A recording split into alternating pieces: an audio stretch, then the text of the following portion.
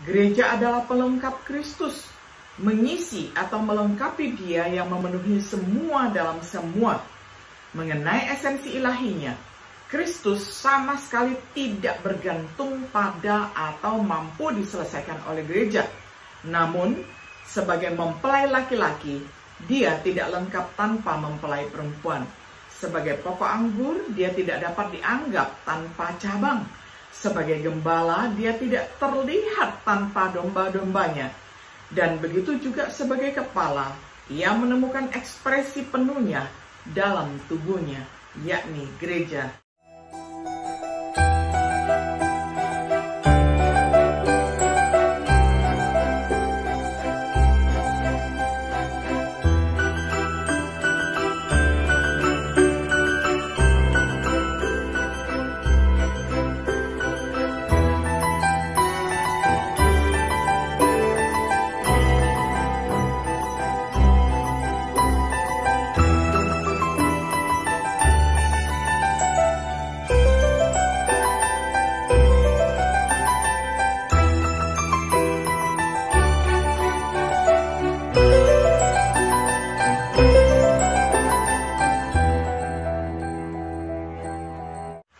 Shalom, sahabat Biblika yang dikasihi oleh Tuhan.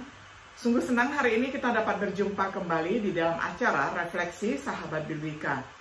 Pada hari ini kita tiba pada episode yang ke-6 di dalam serial pembahasan kitab Efesus dengan tema Keagungan Kristus. Saya akan bacakan firman Tuhan untuk kita semuanya dari Efesus pertama, ayat 20 hingga ayatnya yang ke-23, saya akan bacakan untuk kita semuanya di dalam terjemahan sederhana Indonesia. Yang dipakainya untuk menghidupkan Kristus kembali dari kematian, kuasa itu juga tampak waktu Dia menempatkan Kristus di tempat yang paling terhormat di surga, yaitu di sebelah kanannya. Dengan kedudukan itu, Kristus memerintah sebagai Raja Agung atas segala pemerintah, pemimpin, kuasa, dan raja-raja, termasuk para penguasa zaman sekarang dan yang akan datang. Allah meletakkan segala sesuatu di bawah kuasa Kristus. Allah juga menjadikan Dia kepala atas seluruh persatuan jemaat Kristus untuk memimpin kita dalam segala hal. Persatuan jemaatnya adalah kita semua yang masing-masing dipenuhi oleh Roh Kudus, Roh Kristus. Di dunia ini, kita bagaikan tubuh Kristus. Dan melalui kitalah Dia bekerja untuk memenuhi dan melengkapi segala sesuatu dimanapun juga. Sampai demikian jauh pembacaan firman Tuhan dari Efesus pasal pertama, ayat 20 hingga ayatnya yang ke-23. Sahabat Biblika yang dikasihi oleh Tuhan, dalam mengungkapkan doanya agar orang-orang Efesus mengetahui besarnya kuasanya bagi kita orang percaya, Paulus merujuk pada bekerjanya kuasa Allah membangkitkan Yesus dari kematian, mendudukkan Yesus di sebelah kanannya di surga. Pada titik ini, Paulus sedikit menyimpang untuk memperluas gagasan peninggian Kristus. Ini adalah tema yang layak untuk penyimpangan Paulus dan pertimbangan cermat kita sendiri, karena beberapa alasan tanpa peninggian Kristus tidak ada berkat rohani yang telah dijelaskan yang mungkin terjadi. Beberapa hal menakjubkan dikatakan oleh Paulus dalam perikop ini, bukan hanya tentang Kristus, tetapi juga tentang gerejanya, karena Roh Kudus merasa pantas untuk memimpin Paulus untuk memperhatikan apa yang diungkapkan, dimulai dengan fakta yang pertama, Kristus duduk di sebelah kanan Allah, ayat yang ke-20. Beberapa ayat menyajikan Kristus di sebelah kanan Allah. Diangkat ke surga dan duduk di sebelah kanan Allah, Markus 16 ayat 19. Sebab itu ditinggikan di sebelah kanan Allah, Kisah Para Rasul 2 ayat 33. Dalam kitab Ibrani ada beberapa ayat. Duduk di sebelah kanan yang mulia di tempat tinggi, Ibrani pertama ayat 3. Duduk di sebelah kanan tahta yang mulia di surga, Ibrani 8 ayat 1. Setelah Dia mempersembahkan satu korban untuk dosa selamanya, duduk di sebelah kanan Allah, Ibrani 10 ayat 12.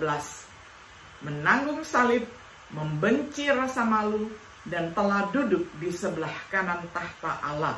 Ibrani 12 ayat 2. Di mana Kristus berada, duduk di sebelah kanan Allah. Kolose 3 ayat 1. Sebagai poin yang menarik, satu bagian milik Yesus berdiri di sebelah kanan Allah Bapa. Ini adalah peristiwa penglihatan pada momen kemartiran Stefanus, yang dapat kita baca lengkapnya di dalam Kisah Para Rasul 7 ayat 55 sampai 56. Implikasi Kristus duduk di sebelah kanan Allah, penggenapan nubuatan dari Mazmur 110 ayat pertama hingga ayat 7. Sebagaimana ditunjukkan dalam nubuatan ini dan dibandingkan dengan 1 Korintus 15 ayat 25 sampai 26, Kristus memulai pemerintahan rajanya ketika ia duduk di sebelah kanan Allah. Dia akan memerintah di tengah-tengah musuhnya. Di sebelah kanan Allah dia akan menghakimi di antara bangsa-bangsa. Dia akan memerintah sampai dia telah menempatkan semua musuh di bawah kakinya, seperti yang Petrus tunjukkan dalam khotbahnya pada hari Pentakosta. Oleh kebangkitan dan pemuliaan Kristus, dia telah dibangkitkan untuk duduk di tahta Daud, dan karena itu benar-benar Tuhan. Kisah Para Rasul 2 ayat 30 sampai 36. Tetapi seberapa luas pemerintahan atau otoritas Kristus? Apakah dia hanya memiliki otoritas sebagian? Saatnya kita kembali ke teks yang sudah kita baca tadi. Kita menemukan Paulus mengatakan bahwa hal yang kedua kita pelajari, Kristus jauh di atas semua yang lain. Semua di bawah kakinya. Ayat 21 sampai 22a. Kristus jauh di atas semua kerajaan dan kekuasaan dan segala otoritas, kemungkinan referensi untuk makhluk, malaikat, atau roh jahat bisa dibaca di dalam Efesus 3 ayat 10, Efesus 6 ayat 12. Setiap nama yang disebut ini termasuk otoritas di bumi ini. Tidak hanya di zaman ini, tetapi juga di zaman yang akan datang. Baik di waktu sekarang maupun di waktu yang akan datang, diantarkan pada penyempurnaan segala sesuatu. Bukankah otoritas Kristus mencakup semuanya? Semua di bawah kakinya. Seperti dikatakan Kristus sendiri, kepadaku telah diberikan segala kuasa di surga dan di bumi. Matius 28 ayat 18. Seperti yang digambarkan Paulus tentang Kristus, yang maha kuasa dan satu-satunya penguasa, raja di atas segala raja, dan tuan di atas segala tuan. 1 Timotius 6 ayat 15, Wahyu 19 ayat 16. Seperti yang dituliskan Petrus, sekarang Yesus sudah naik ke surga. Di sana dia memerintah bersama Allah, sebab Allah sudah menempatkan dia lebih tinggi daripada semua malaikat, penguasa dan pemerintah di seluruh alam semesta. 1 Petrus 3 ayat 22. Seperti yang ditulis Yohanes, penguasa atas raja-raja di bumi, dapat dibaca di dalam Wahyu 1 ayat 5. Adakah yang bisa mengatakan bahwa Yesus tidak memulai memerintah rajanya dalam pandangan pernyataan seperti itu? Memang Kristus diberikan semua kekuasaan ini ketika dia naik ke surga untuk duduk di sebelah kanan Allah, seperti yang dinubuatkan oleh Nabi Daniel di dalam kitab Daniel 7 ayat 13 sampai 14. Juga seperti yang diungkapkan oleh Yesus kepada 7 gereja di Asia, Wahyu 2 ayat 26 sampai 27, pasal 3 ayat 21. Jelas dari sudut pandang Kristus dan para rasulnya, dia memerintah atas segalanya ketika halaman-halaman perjanjian baru sedang ditulis. Tetapi ada kebenaran yang lebih menakjubkan yang terungkap dalam penyimpangan Paulus, dan itu adalah hal yang ketiga. Kristus adalah kepala atas segala hal, yakni kepala gereja, ayat 22 sampai 23. Apa yang dimaksud dengan frase kepala gereja? Kristus menjalankan otoritasnya atas segala sesuatu demi kepentingan gereja, yaitu pemerintahan Kristus. adalah untuk kepentingan gerejanya.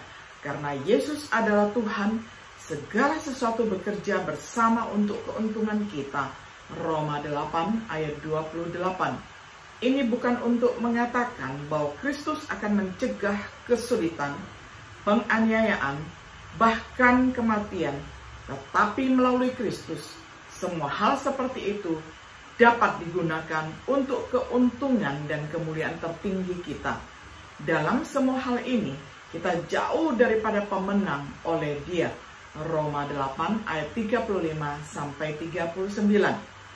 Dunia atau hidup atau mati, semua adalah milikmu. 1 Korintus 3 ayat 21-22. Bahkan penderitaan yang dibawa oleh setan dapat digunakan oleh Tuhan untuk menyempurnakan, menegakkan, dan menguatkan, dan memenangkan kita. Menurut 1 Petrus 5 ayat 8 hingga ayatnya yang ke-11. Apa itu gereja yang harus diberkati? Itu adalah tubuhnya, yaitu tubuh Kristus. Menurut Efesus 1 ayat 23, mereka yang telah dipanggil ke dalam perkumpulan umat Allah adalah seperti tubuh Kristus. Efesus 5 ayat 28-30. Dengan demikian, Kristus menyukainya dan memberikan dirinya untuk itu.